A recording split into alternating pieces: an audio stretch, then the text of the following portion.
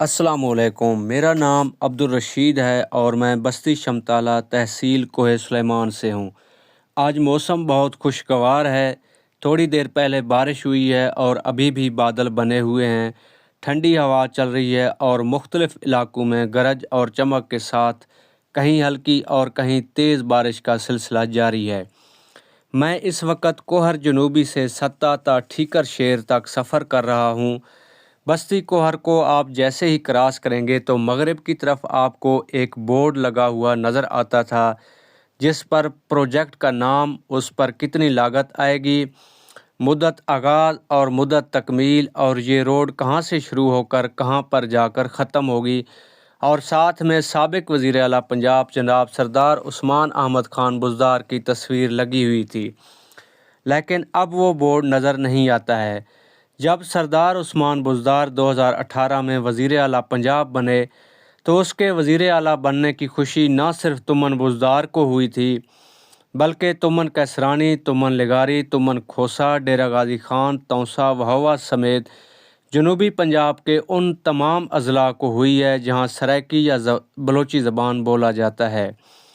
اس کے علاوہ پنجاب کے کسی بھی ضلع کو عثمان بزدار کے وزیر اعلیٰ بننے کی خوشی نہیں ہوئی، بلکہ وہ لوگ بہت زیادہ حیران و پریشان ہوئے۔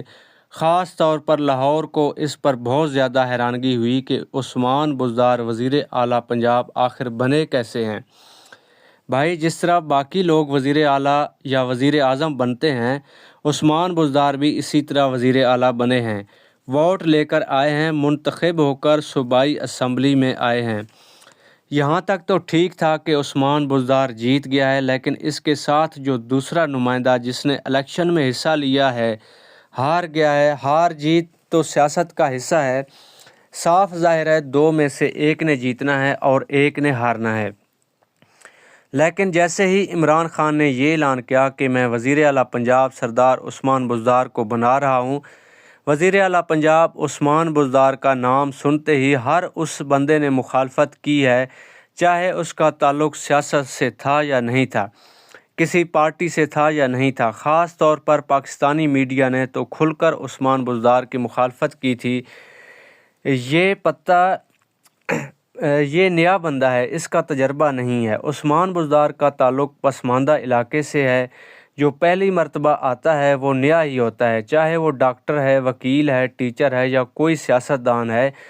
اب اگر ہم بات کریں مریم نواز کی، تو کیا مریم نواز پہلی بار وزیر اعلیٰ پنجاب بنے ہیں؟ اس کا کون سا تجربہ ہے؟ اس سے پہلے محترمہ بے نظیر بھٹو صاحبہ پہلی بار وزیر اعظم پاکستان بنی تھی، تو اس کا اس سے پہلے کون سا وزیر اعظم ہونے کا تجربہ تھا؟ خیر، عثمان بزدار کی زندگی سے لے کر وزیر اعلیٰ بننے تک میں ایک علیحدہ ڈیٹیل ویڈیو بناؤں گا۔ آج میں بات کر رہا تھا اس روڈ کی جس روڈ کے اوپر میں ابھی سفر کر رہا ہوں۔ یہ روڈ بستی جنوبی کوہر سے شروع ہو کر ستہ، ٹھیکر شیر، گوہڑا، میہل اور کماول سے ہو کر رن چاڑی تک جا کر اختتام پذیر ہوتا ہے۔ یہ روڈ کس نے بنایا مجھے ٹھیکیدار کے نام کا نہیں پتہ، لیکن جس نے بھی روڈ بنایا ہے اس نے محنت کی ہے اور ایمانداری سے کام کیا ہے۔ جو روڈ ابھی تک بالکل ٹھیک ٹھاک ہے، ورنہ 2022 میں جتنی بارشیں آئی ہیں تو اس روڈ کا نام و نشان نہ ہوتا۔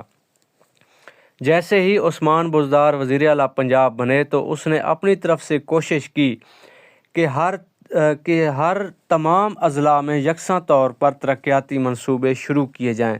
خاص طور پر ڈیرہ غازی خان، تونسہ اور کوہ سلیمان میں جہاں تک ممکن ہو سکے ترقیاتی کام شروع کر کے انہیں جلد از جلد پایہ تکمیل تک پہنچایا جائے۔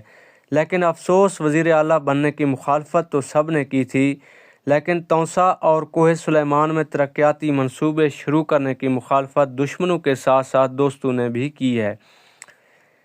لاہور کو تو چھوڑیں، خاص طور پر ڈی جی خان، تونسہ اور کوہ سلیمان کے سیاستدانوں نے اس کی بھرپور مخالفت کی۔ اس کے باوجود بھی عثمان بزدار اس سے جہاں تک ممکن ہو سکا اس نے کوشش کی کہ وہ زیادہ سے زیادہ ترقیاتی کام کرائے۔ ترقیاتی کام میں یہ روڈ بھی شامل تھا۔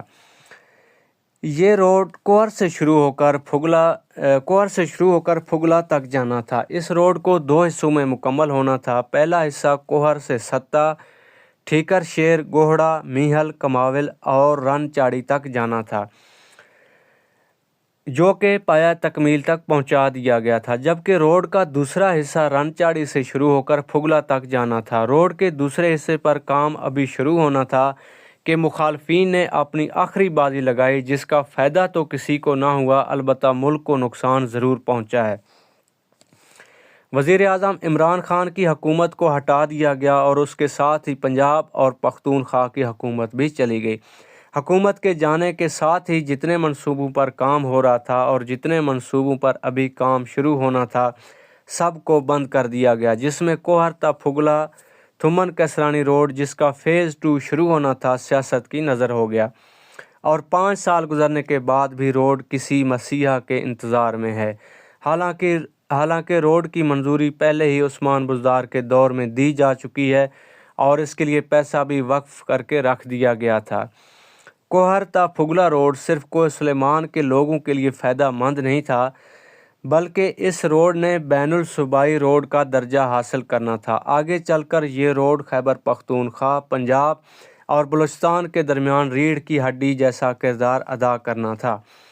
اس روڈ کے بننے سے پنجاب اور بلوچستان کے درمیان بہت کم فاصلہ رہ جاتا تھا، اور یہ ایک ایسا روڈ بننا تھا جس کو سدا بہار